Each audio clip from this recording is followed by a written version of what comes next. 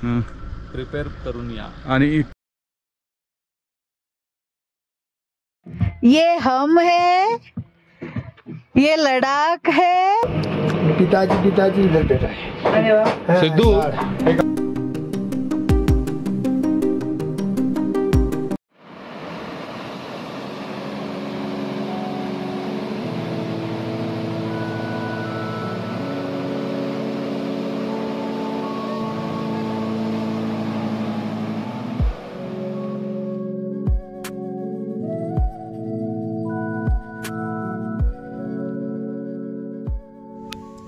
नमस्कार मित्र, welcome to my YouTube channel. आज आम्ही आहोत मंडीमध्ये आणि आजचा प्रवास सुरू होणार आहे मंडी मनाली टू लेह लडाख। तर साधारण 600-650 किलोमीटरचा हा प्रवास एका दिवसात शक्य होत नसतो, कारण हा संपूर्ण 600-650 किलोमीटरचा प्रवास हिमालयातून होणार असतो। म्हणजे जवळजवळ सगळा प्रवास घाटातून होणार असतो। त्यामुळे गुगल मॅप जरी 12-14 तास दाखवत असलं तरी प्रत्यक्षात लागणारा वेळ मात्र त्याहून कितीतरी जास्त असू शकतो, किंवा ऐनवेळी इथे लँडस्लाईड किंवा अचानक बर्फवृष्टी किंवा अचानक येणारा मुसळधार पाऊस जर आपण कन्सिडर केला तर कधी कधी ह्या प्रवासाला 2 दिवस सुद्धा लागतात। तर आम्ही आता प्रवासाला सुरुवात केली आहे। 283 किलोमीटरचा हा मंडी ते सारचू पर्यंतचा हा प्रवास करत आम्ही पोहोचलोय सिस्सूमध्ये। स्पिती अँड लाहोल डिस्ट्रिक्ट मधला, हिमाचलच्या स्पिती अँड लाहोल डिस्ट्रिक्ट मधला हा भाग आहे। मनालीकडचे डोंगर, मंडीकडचे डोंगर आणि अटल टनल क्रॉस करून आल्यानंतर स्पिती लाहोल डिस्ट्रिक्ट मधले डोंगर हे खूप सुंदर आहेत। आपण ह्या 1-2 तासाच्या प्रवासात हिमालयाची 2 वेगवेगळी रूपं बघतो। तर आता आम्ही एक्स्ट्रीम हिमालयामध्ये आहोत, जिथे डोंगरांवर दिसणारी झाडं कमी झाली आहेत आणि झाडांची जागा आता ग्रासने घेतली आहे। काही वेळाने हे ग्रास सुद्धा कमी होईल आणि उघडे बोडके डोंगर आपल्याला दिसतील। तर तुर्तास आम्ही इथे एका ढाब्यामध्ये थांबून ब्रेकफास्ट प्लस लंच दोन्ही एकत्र करतोय। 11-11:30 वाजले। तिथून आता आम्हाला जायचंय सारचूसाठी। नवीनच झालेल्या अटल टनेलने ना रोहतांगचा अख्खा वळसा कमी केलाय। मनालीपासून सिस्सू पर्यंत येण्यासाठी रोहतांग पास पार करून येणं गरजेचं असतं। फार जिकिरीचा आणि फार भयंकर रस्ता असलेला हा रोहतांग पास आता अटल टनेलमुळे आपण अगदी सहज पार करू शकतो। आपण अटल टनेलमुळे रोहतांग पास स्किप करू शकतो।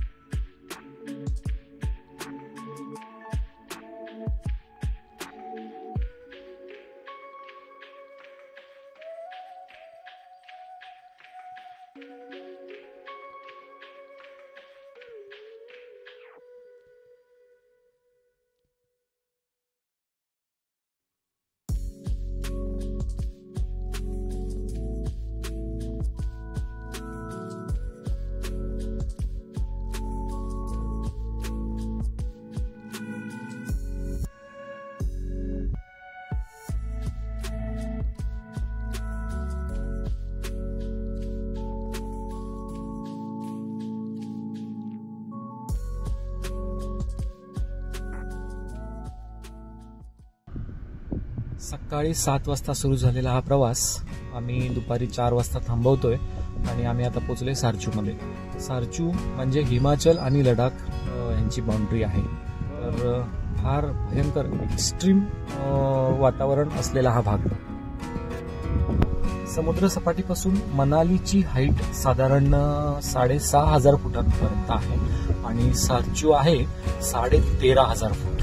म्हणजे एकदम आम्ही ह्या 7-8 तासामध्ये डबल अंतर अल्टिट्यूड गेन केलेला आहे।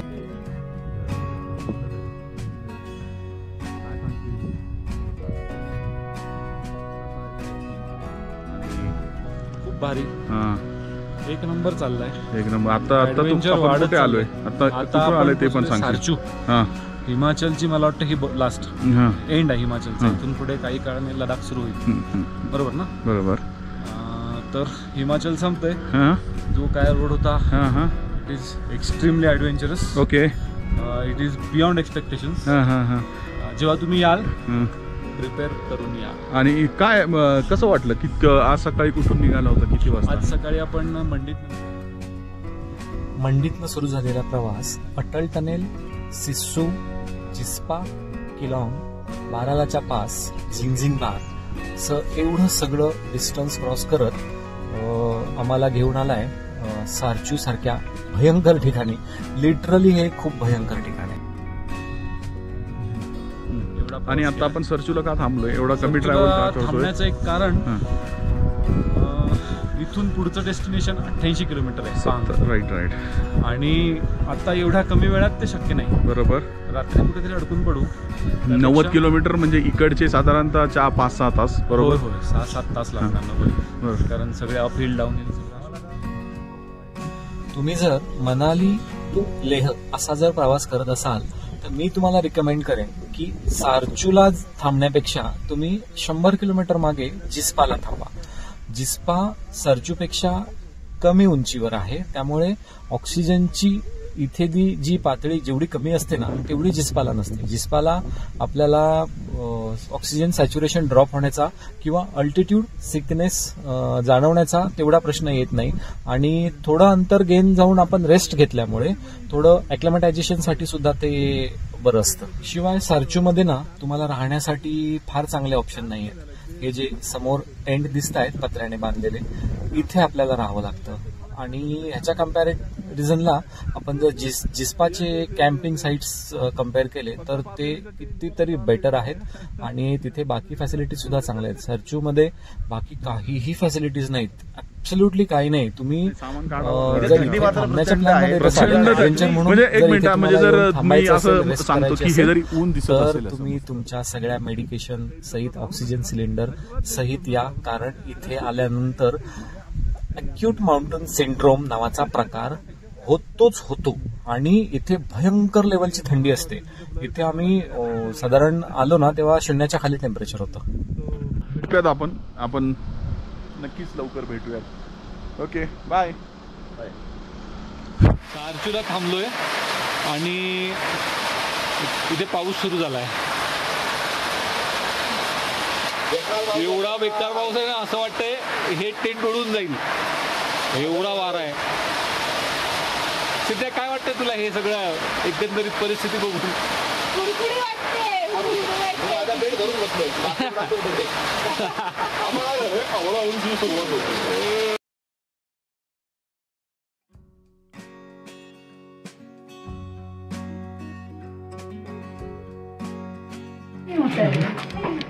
जेव्हा आपण कमी दाबाच्या पट्ट्यात येतो तेव्हा जेव्हा वातावरण विरळ होतं तेव्हा ह्याचं काय होतं बघा, फुल टुम झालंय. ह्याच्यात जी हवा भरलेली आहे हिला बाहेर पडायचं आहे, कारण वातावरणात हवा कमी आहे, इथे हवा कमी आहे. त्यामुळे हे पॅकेट्स तुम्हाला इथे असे दिसतील. आता ह्याच्यातला एक फाटताना एक फुटला माझ्याकडून आणि असा छोटा फटाक्याचाच आवाज आला. सो हे असं असतं.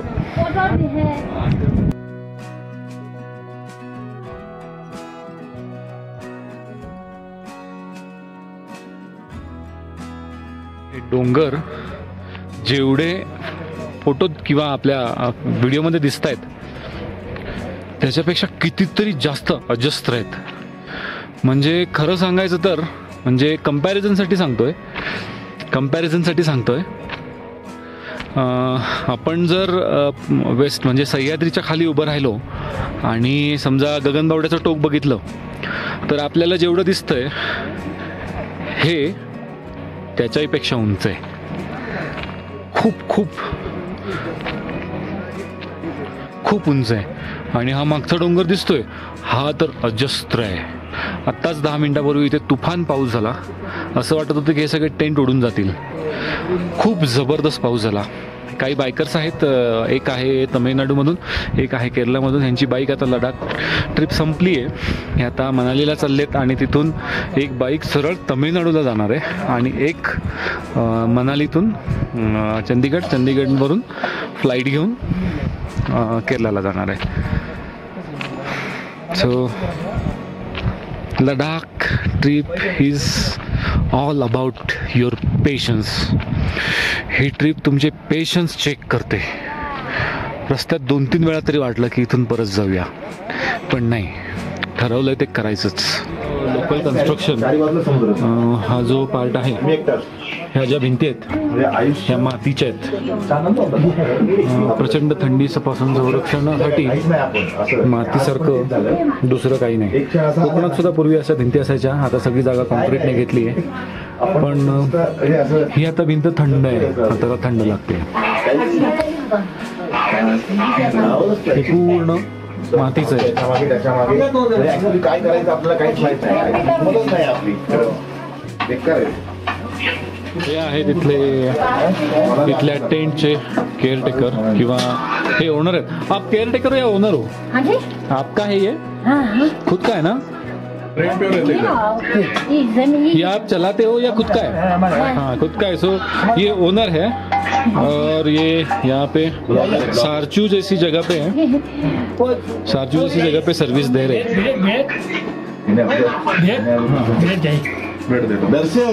दीदी लोकल डॉक्टर है, ये लोकल डॉक्टर है.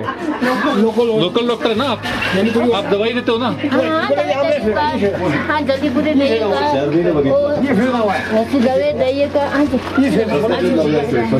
लोकल का डॉक्टर है. सभी लोग का चेक करेगा, ऑक्सीजन कम हो जाएगा तो जैसे का पानी देगा, तबीयत खराब आता तो जल्दी पूरे देगा, सभी लोग ठीक करेगा. मतलब ऑक्सीजन कम होता है तो आप लहसुन का पानी देते हो? ऑक्सीजन कम होता है लहसुन का पानी. इससे अच्छा लगता है लोगों को? अच्छा लगता है. ओके. हाँ, जड़ी बूटी. तर हे आहेत डॉक्टर कम कुक कम ह्या हॉटेलचे ओनर. हे लोक ह्या अशा ठिकाणी जी स्वतः मेहनत करून खातायत ना, ह्या लोकांना सॅल्यूट. तुम्ही इथे याल त्यावेळी तुम्हाला समजेल काय एक्स्ट्रीम लेवलची जागा आहे ही. हे खूप एक्स्ट्रीम आहे. अशा ठिकाणी ही लोक काम करतात आणि काम करताना आणि त्यांच्या चेहऱ्यावर हसू आहे, अजिबात रडत नाही आहेत ते. जे विचारतोय हसत हसत सांगतायत. कोरोना आता है ना, हाँ, कोरोना दवाई देता है. क्या कोरोना के लिए दवाई देते हो? देता है सारा. एक घर में आया इधर कोरोना आया, पहले पता नहीं. यहाँ पे भी कोरोना था? हाँ, कोरोना आया साला आया. ऐसे कर रहा है ना, क्या नहीं पीता कुछ ना. इधर बीवी बोला आप लोग इधर बैठ जाओ, मैं कोरोना मेरे खत्म कर दिया. बोलू नहीं गया, ले गया अस्पताल में. और यहाँ पे हॉस्पिटल है? आजू बाजू हॉस्पिटल है? हॉस्पिटल नहीं है. नहीं है. फिर आपको जब तकलीफ होती है तो क्या करते हो? जड़ी बूटी बस आप ये दीदी दवाई देती है? अच्छा होता है. हाँ, तो ये सब जड़ी बूटी से चलता है. चलता है. आपकी उम्र क्या है अभी? मेरे 65 साल में आप डॉक्टर के पास कब गए हो लास्ट? गए नहीं, एक बार भी गए नहीं. सिद्धू, हे कसले हेल्दी लोक आहेत बघ. 65 वर्षात डॉक्टरकडे गेलेलेच नाहीत. मेरे 65 जुले. ये ना मेरे 1 साल का मेरे. हाँ, ये आपकी कौन है? मैं बीवी है दोनों. ये 2 बीवी है. 2 बीवी है. आपका वो भी बीवी है, ये भी बीवी है. यहाँ पे चलता है, अलाउड है? गड्ढा है. हाँ, इसका एक ही है. बाकी ये इसका एक ही है, दूसरा अलाउड नहीं है. एक ही है. अच्छा होता है. दो माहिती आहे, आमची एक आहे, मनातल्या मनात भरपूर आहे. तुम्ही जिंकला. अंकल क्या बोलते थे? सिद्धे अंकल काय बोलते थे? अंकल काय बोलते थे? 2 होना चाहिए, अच्छा रहता है. अच्छा होता है. हे ना एक माणसं ग्रेड आहे. एवढ्या झिरो सोर्सेसला एक्स्ट्रीम लेवलला तेवढं सगळं पुरवत आहे. इतक्या आनंदात आम्ही एकदम खुश आहोत. आणि त्यापेक्षा जास्त प्रमाणात मला या गोष्टीचा वाटला. 2 बायका सांभाळतायत सक्सेसफुली आणि हसतायत. जुले एक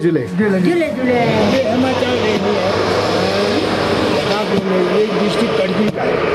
हमारे पिताजी इधर बैठे सारा है. हमारे यहाँ से बकरी बिल्लू या घोड़ा इन जंगल में बैठे हैं. ये सड़क बहेंगे, हिमाचल में रहेगा, लद्दाख में रहेगा. पहले तो किसका नहीं, हमारा बेटा है. हमारे पिताजी इधर बैठा है. सिद्धू, एक अपडेट आहे. हिमाचल इथे संपलंय. बॉर्डर आहे हिमाचलची. आपण लडाख मध्ये होता. ये हिमाचल का बॉर्डर है ना, वो जो दिख रहा है, वो जो चेक पोस्ट है हिमाचल का बॉर्डर है. ये ये जो दिख रहा है तर समोरचा जो पहाड आहे म्हणजे जो डोंगर आहे आणि तिथे काही टेंट्स दिसत आहेत, तिथे हिमाचल संपतं आणि तिथून आपण लडाखमध्ये एंटर करतो. तर हिमाचल स्टेट आहे, लडाख युनियन टेरिटरी आहे आणि तिथून असा रस्ता पूर्ण इथून असा फिरून हा असा येतोय. मध्ये एक वॉटर क्रॉसिंग होतं पूर्वी, आता तिथे ब्रिज झाला आहे. पण ही एक नदी आहे, ही पूर्वी क्रॉस करावी लागायची लोकांना. हे फार कठीण होतं. आता BROने हे सगळं कन्स्ट्रक्शन केलं आहे बघा. हा पूर्ण रस्ता आता थोडासा काळोख दिसतोय त्या बाजूला, पण हा रस्ता BROने कन्स्ट्रक्ट केला आहे. एक सॅल्यूट BROसाठी बनतोय. BROमुळे आपण इथे हे फिरू शकतो. BRO नसेल तर इथे पाऊल ठेवणं शक्य आहे. एवढं डेडिकेशन ही लोक काम करत आहेत, एवढ्या एक्स्ट्रीम लेवलला. एवढे असे चांगले रस्ते जे बनवत आहेत ना, हे खूप मोठं काम आहे. त्याच्यासाठी डेडिकेशन लागतं. BROचं काम ना प्रोजेक्टनुसार चालतं. BRO प्रत्येक गोष्ट प्रोजेक्टमध्ये करते. मला वाटतं हा हिमांग प्रोजेक्ट आहे ज्याच्या अंडर हा लेह मनाली हायवे बनतोय. आणि लेह मनाली हायवे इथून सारचूहून हा इथे ह्या साईड, ह्या बाजूला मनाली आहे, या बाजूला लेह आहे. साधारण इथून 262 किलोमीटर लेह आहे. इथून पुढचा स्टॉप 80 किलोमीटर आहे.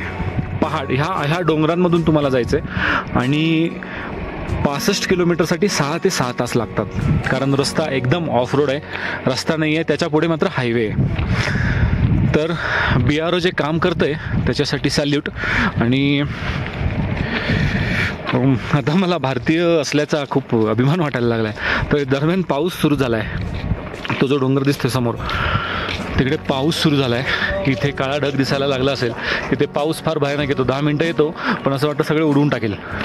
आज 4 वाजता आम्ही आमचा प्रवास थांबवला आहे.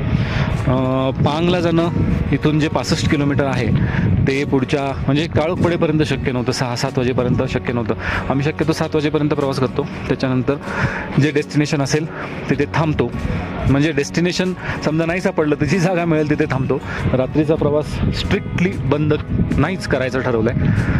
आणि आता याच्या पुढचा जो प्रवास असणार आहे तो इथून पांग टू मला वाटतं पुढे लागतं जिस्पा नव्हे, एक अजून कुठलं तरी टाऊन लागतं, मी विसरलो नाव. आणि तिथून लेहला जातो आपण.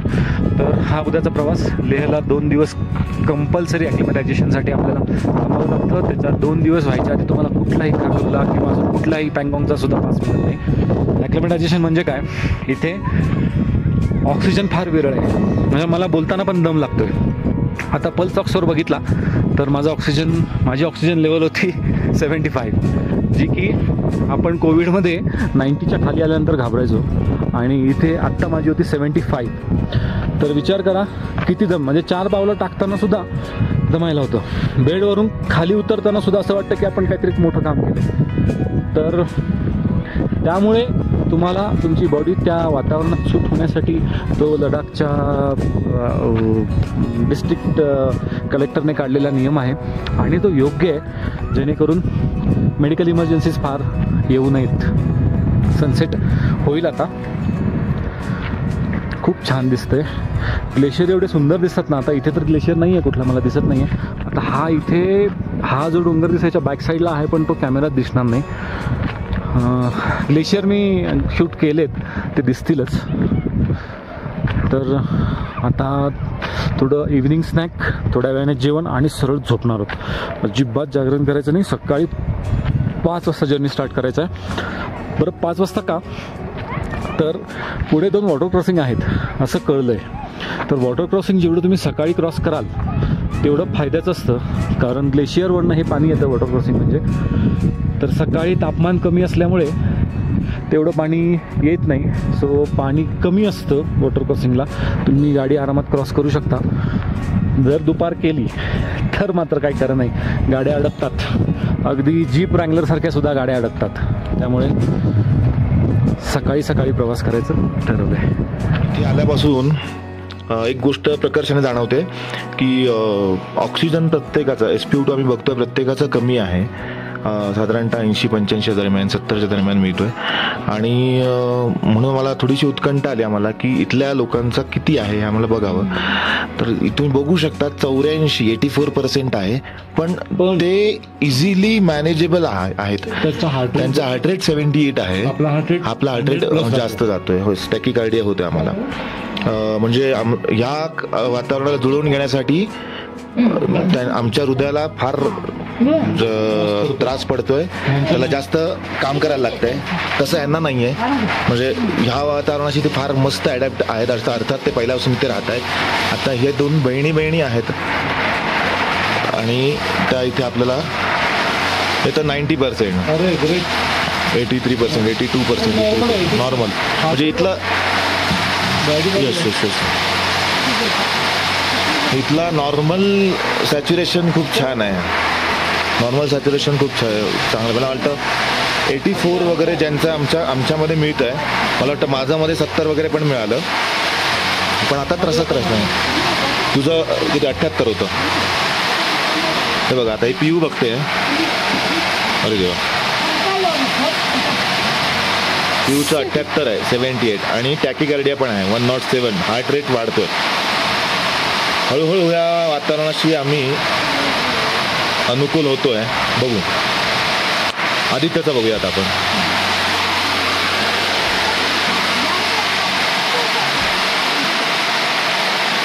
आदित्यचा आपण बघू किती. 92, 80 म्हणजे नॉर्मलच म्हणावं लागेल ते. पण आपला हार्ट रेट वाढतो. हार्ट रेट जास्त आहे. त्याच्यासाठी मला स्ट्रगल करावं लागतं. बरं ठीक आहे, उद्यापर्यंत आपण मला वाटतं मॅनेज होऊन. मला वाटतं बेकारच कमी आहे जरा.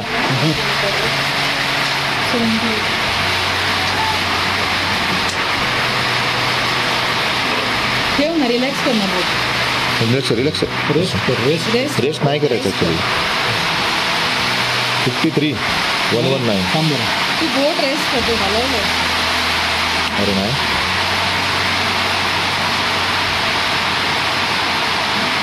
वाढतोय बघ. परत लागणार.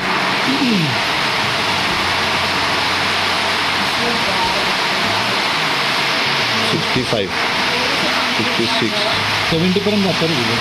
70 होतं माझं. 71 नाही का. वाढतंय 75. ठीक आहे, ऑलमोस्ट नॉर्मल. मला पण थोडं चालल्यानंतर दम लागतोय. थोडं आम्हाला स्ट्रगल करायला लागतंय. मे बी उद्यापर्यंत आम्ही ॲक्लिमेटाईज होऊ हळूहळू. थँक्यू.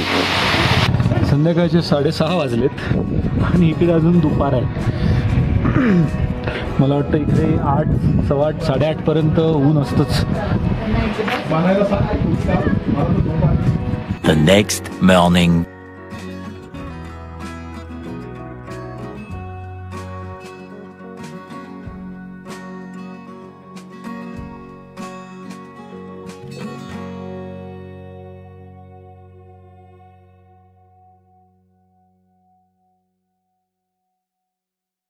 इथे बाकी काही मिळत नाही. सगळं प्लेन म्हणजे प्लेनच आहे. गाडी इथे थांबवली आहे. थंडी लागते आणि ऊनही लागतंय. बरं, हे ऊन बघून असं वाटेल की दुपारचे 12-1 वाजलेत, पण वाजलेत नुकते 7:45 सकाळचे. एवढं कडक ऊन आहे.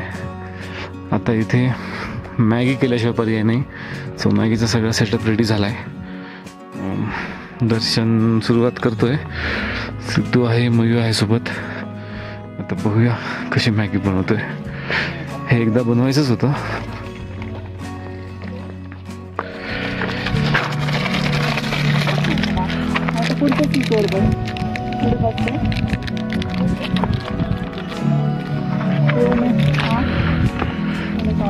शेफ आहे हा, हेल्पर आहे. बोलवत पण नाही रे, धमाल होतं. मलाही कापलं. तुम्ही हा व्ह्यू एन्जॉय करा.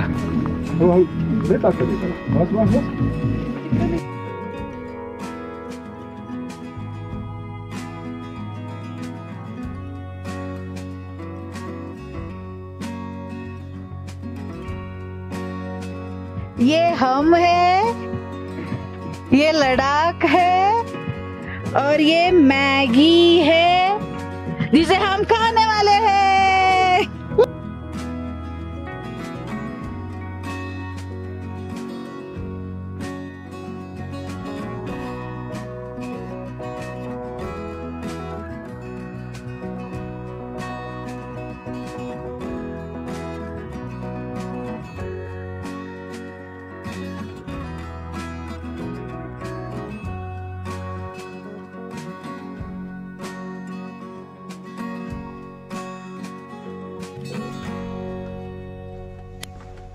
बऱ्याच प्रयत्नानंतर लेह सिटीमध्ये हे हॉटेल मिळालं.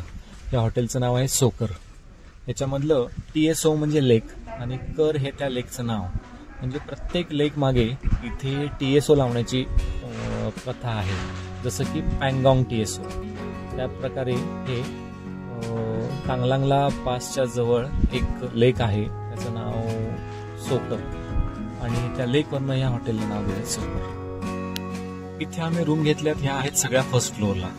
गाडीतून सामान उतरवणं आणि त्या फर्स्ट फ्लोअरवर घेऊन जाणं ते सुद्धा ऑक्सिजन कमी झालेला असताना फार जिकिरीचं काम असतं. The next morning.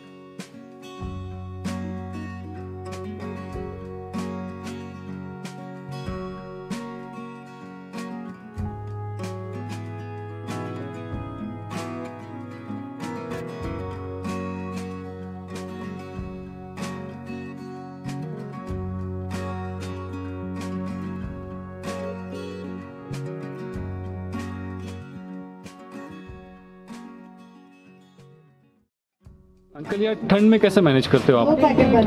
सर्दी में बुखारी होता है, उसमें लकड़ी डालो एकदम गर्म हो जाता है कमरा। और बाकी मार्केट वगैरह चालू रहता है? मार्केट सर्दी में कम आते हैं टूरिस्ट, बाहर से लोग कम आते हैं आजकल। आपका कांटेक्ट फिर बाकी इंडिया से कैसा रहता है? इंडिया से हम पहले तो इधर ही रहते थे 12 महीने। हाँ, अब सर्दी में चले जाते हैं। अभी तो 3 साल के बाद आए। आप कहाँ से हो? कोरोना की वजह से। नहीं, आप यही से? कुल्लू से हो आप? जी, हमारे को गए इधर 47 से मैं रहता हूँ। हाँ, तो ठंड में आप वहाँ चले जाते हो? नहीं, पहले इधर ही रहते पक्के 12 महीने। अच्छा, अब 5-7 साल से जाता था। कोविड में कैसे गया आपका सब कुछ? कोरोना में उधर थे हम घर में, है ना? ये सब बंद था? अभी खोला मैंने परसों आके खोला। अभी भी मेरा जिस्म ऐसे कांप रहा है। रेमडेसिविर 10 दिन के बाद ठीक होऊंगा, 12 दिन के बाद। आ गए सेब का कुल्लू में। किस नाम से? बाग है, सेब का बाग होता है ना, बगीचा क्या बगीचा, हाँ सेब का बगीचा पीछे है हमारे पास। वो लड़का उधर है, एक अमेरिका में है। हाँ। वो क्या करते हैं वहाँ? कहाँ? आपका बेटा इंजीनियर। आराम कर लो अंकल अभी। देखो ना थोड़ा काम ये लगा रहे हैं ना, जरा थोड़ा सजा के रख रहे हैं।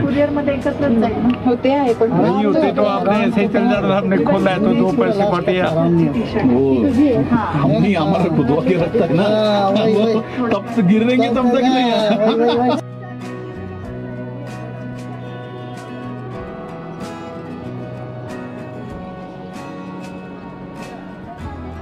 ये बेलेकबेरी, ये फोटो ले रहा है, पैकेट बना है। वो है अखरोट, ये कीवी, वो इने तू पाशा kan chili. चुली तो Chili ची आलो पाव चालेल. ये कुरमानी ये छिलका वाला है। एप्रिकॉट हाँ एप्रिकॉट खाओ खाओ टेस्ट करो, आप टेस्ट करो। अच्छा वो भेज दिया ये क्रैनबेरी कैसा देते हैं? ये पाव का 220 है, आप 200 का देगा। और ब्लैकबेरी सेम रेट है, सेम रेट। फिर उसके बाद आप कम नहीं मिला।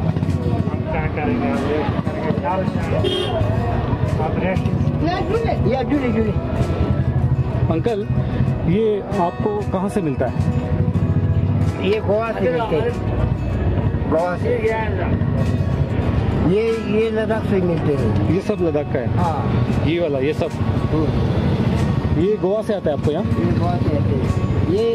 ये जिम्बू बोलते हैं। ये क्या है? मसाला है, मसाला। ये लद्दाख का है। ओके। बहुत खाना टेस्टिंग बन जाएगा। ये थोड़ा सा देने से, तड़के में थोड़ा सा देने से। अच्छा एक अपने खाने में थोड़ा सा डाल हाँ, तड़के में डालना है। तड़के में हाँ। हाँ, क्या बोलते हैं इसको? जिम्बू। ये जिम्बू है ना? ये जिम्बू, क्रैनबेरी, ब्लैकबेरी, वॉलनट्स, ये वॉलनट,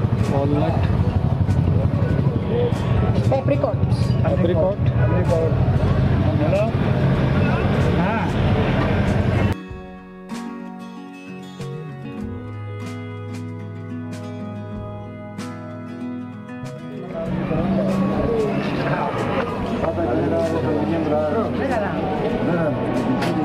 आंटी आपका फोटो नहीं तो चलेगा? क्या कर रहे हो? ये वाला आपको खाने की चीज कैसा अखरोट? 250 कर रहा, 300 तो पाव है, 250 करके